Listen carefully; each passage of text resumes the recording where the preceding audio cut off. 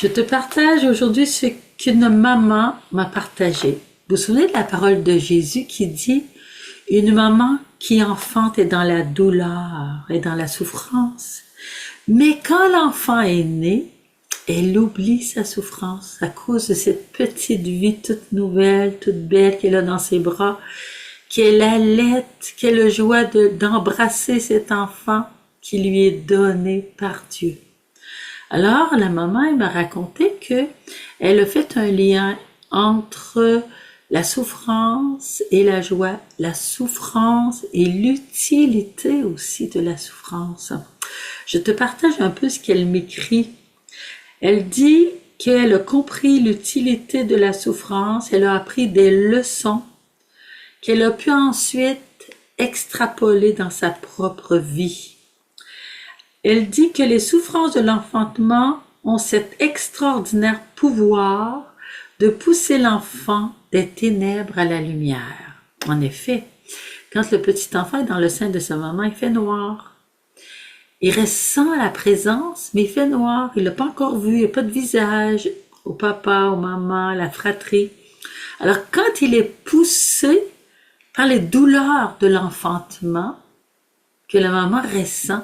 Mais si la maman consent, dit-elle, bien elle pousse plus vite son enfant à la lumière, à la vie et à la reconnaissance de tous les visages qui seront autour de lui.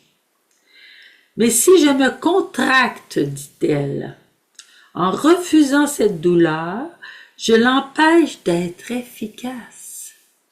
Parce que les contractions aident, pousse l'enfant pour s'en aller dehors.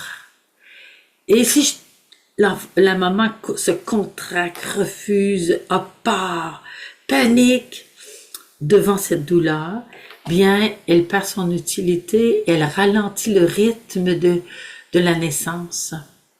Ça me fait penser, puis elle aussi, elle dit que dans la vie, quand on se contractait, quand on refusait, quand on s'opposait à une douleur, à une souffrance qui nous arrive, des fois c'est très simple, bien elle ne nous aide pas au niveau spirituel, au niveau relationnel. Elle dit qu'il nous faut comme s'abandonner, accueillir, accepter et vivre cette douleur pour qu'elle porte son fruit, qu'elle donne naissance dans nos vies à une vertu, par exemple l'humilité, la patience, l'espérance, la confiance. Alors cette douleur a une utilité. Alors si je me contracte, je l'empêche d'être efficace. Je retarde son processus libérateur. Dans la vie spirituelle, si je n'accueille pas les épreuves qui me sont données par la vie, eh bien, je retarde ma libération, ma guérison, ma croissance spirituelle comme enfant de Dieu. Mais si je dis oui de tout mon cœur, dit-elle, je lui laisse le passage pour que la vie circule et ouvre le chemin qui porte le fruit tant désiré, un enfant, une vie nouvelle. Alors nous aussi, on est enfants de Dieu et on est enfanté dans la douleur par la douleur de Jésus sur la croix. Et cette douleur, Jésus nous la partage par nos croix. Et nous, on peut les unir, la croix de Jésus, les douleurs d'enfantement pour l'enfant de Dieu en nous. Et les enfants de Dieu dont nous sommes responsables autour de nous. Et les mamans savent quelque chose, et les papas aussi, quand les enfants vivent des grandes épreuves, des crises de croissance, des révoltes, les mamans vivent et les papas des douleurs d'enfantement.